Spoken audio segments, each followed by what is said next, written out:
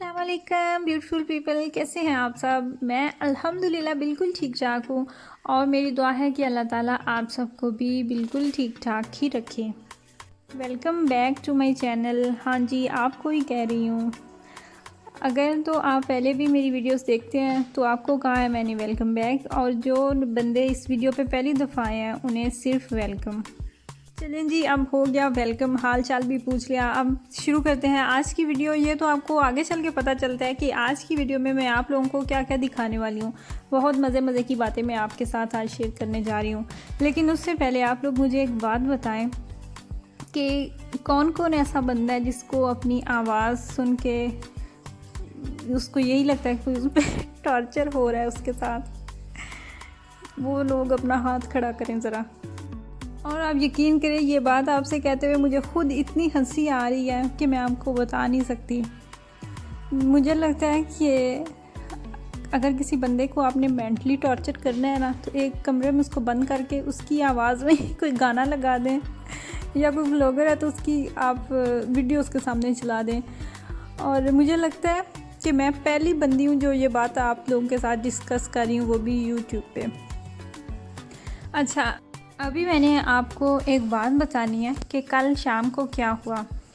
मैं बेडरूम में थी और जब कुछ ही टाइम गुजरा तो मुझे ऐसे फ़ील हुआ जैसे ढोल बज रहे हैं। ढोल बजने की, जिस तरह हम पाकिस्तान में जब देसी वो ढोल होते हैं, शादी होती है तो बज रहे होते हैं।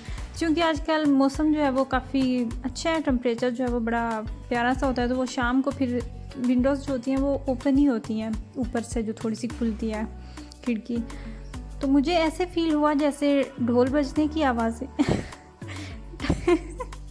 मुझे इतनी हंसी आ रही है, लेकिन मुझे लगा कि मेरा वहम हो सकता है। यहाँ पे ढोल कहाँ से आ सकते हैं और कौन बजाएगा इस टाइम ढोलों को।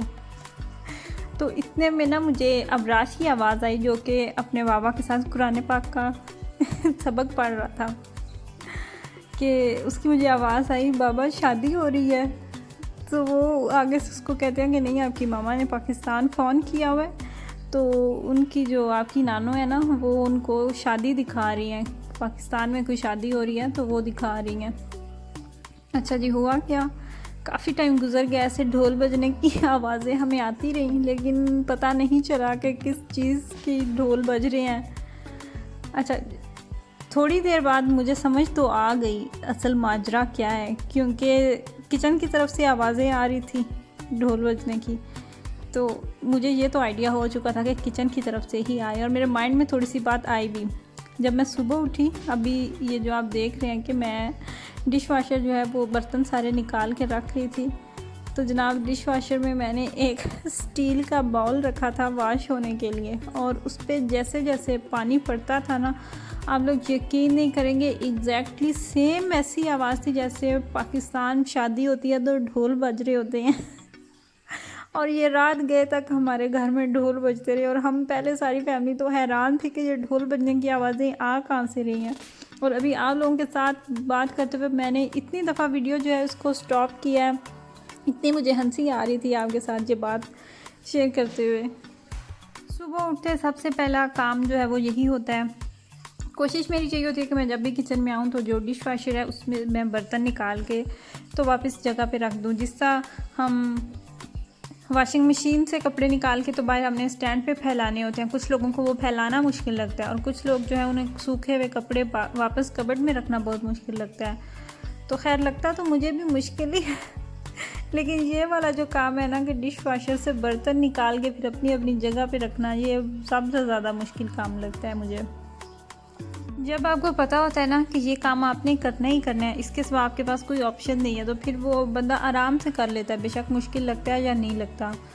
तो खैर हम हाउसवाइफ्स के पास और ऑप्शन भी क्या होता है, अपने काम खुद ही करने होते हैं, पाकिस्तान वाले मज़े तो नहीं मिल सकते। आज का जो लंच है वो मैं लेफ़्ट ओवर फूड यूज़ कर रही हूँ।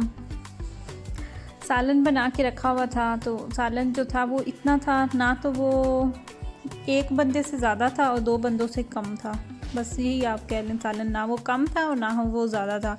बच्चे जो हैं, बच्चे शौक़ से अंडा खाते हैं। बच्चों के लिए मैं ऑमलेट बना रही थी और अपने लिए भी मैंने थोड़ा सा जो अंडा है वो मैंने साइड पे कर लिया था। उसमें मैं ज़्यादा से टमाटर और सब्ज़ मिर्चें डाल के वो जो भी आपको नज़र आ रहा है वो डाल के तो मैं अपने लिए बनाऊँगी। वैसे मुझे ऑमलेट बिल्कुल सादा अंडा नहीं पसंद। और साथ ही मैं बना रही थी बच्चों के लिए पराठे।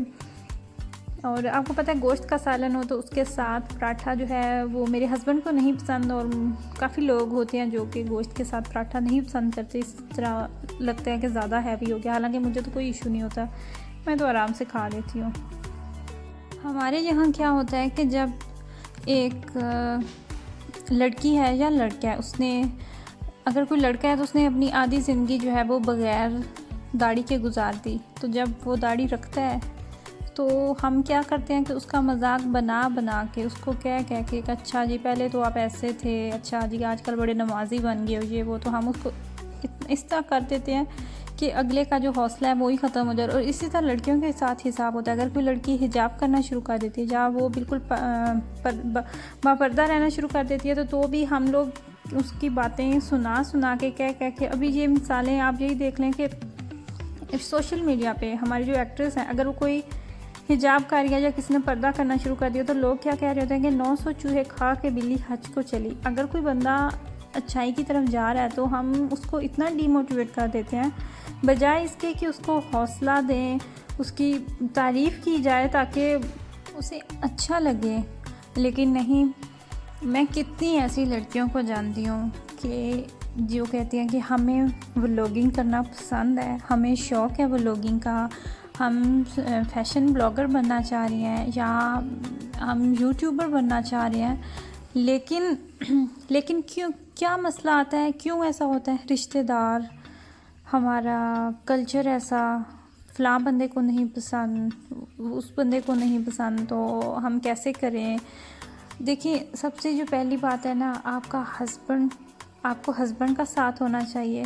और अगर आप अनमैरिड हैं तो आप अपने पेरेंट्स से, आपके बड़े भाई हैं, आपके वालिदैन हैं, आप उनसे इजाज़त लें। सेकेंडली, अगर आप मैरिड हैं तो आपके हस्बैंड की मर्ज़ी होनी चाहिए। बाकी लोगों का क्या है, लोग तो ऐसे ही करते हैं। मेरी जो यूट्यूब की जर्नी थी, मैं आपके साथ अपनी बात शेयर करूं, मेरे हस्बैंड का अगर साथ है तो ये बात नहीं कि मैंने कोई बात सुनी ही नहीं, या मैं अभी तक भी पता नहीं मेरे बारे में भी लोग क्या क्या बातें कर रहे होते हैं।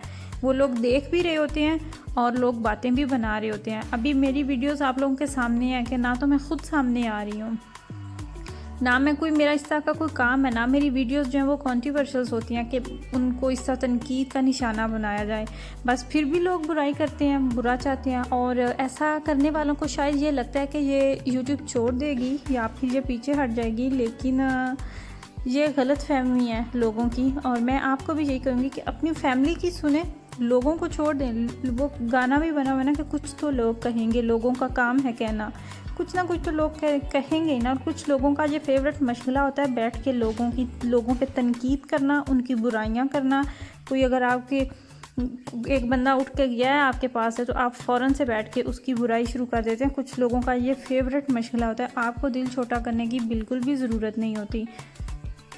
और मैं यहाँ पे एक बात क्लियर कर दूँ कि मैं अगर सामने नहीं आ रही अपनी वीडियोस में, या फिर मैं कोई, मेरे अल्लाह माफ़ करे, इस तरह को कोई मेरे दिल में बिल्कुल भी डर नहीं है कि लोग क्या कहेंगे या लोगों का ये है या वो है। मुझे अपनी फैमिली की तरफ से अल्हम्दुलिल्लाह पूरी सपोर्ट मिली है। मेरे हस्बैंड का आप सबको पता है कि वो मेरे साथ हैं, उन्हीं ही का शौक़ था ये। और बाकी मेरी फैमिली, मुझे कहीं से भी कोई इस तरह की तनकीद का निशाना नहीं बनाया गया। लेकिन लोग, हमारा माशरा, हमारा कल्चर है कुछ ऐसा कि लोग जो हैं वो आपको देख नहीं सकते।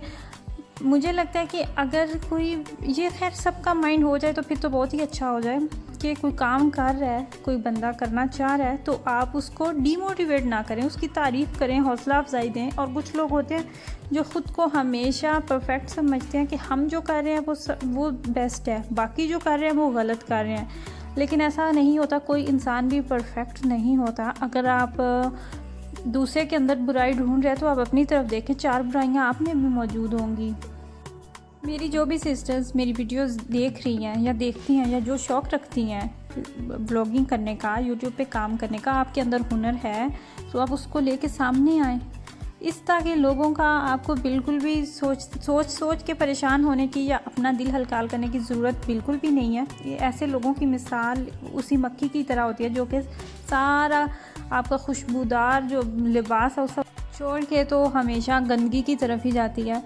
लोग अगर आप मर भी जाएंगे ना, कुर्बानी भी आप दे जाएंगे ना लोगों के लिए, तो लोग क्या कहेंगे कि इसकी कुर्बानी हलाल ही नहीं थी। लोगों का ये है, लोगों को खुश करना छोड़ दें। यकीन जानिए, या जिस दिन आपने ये माइंड से बात निकाल दी ना कि लोग क्या कहेंगे, आपकी सारी टेंशन्स दूर हो जाएंगी।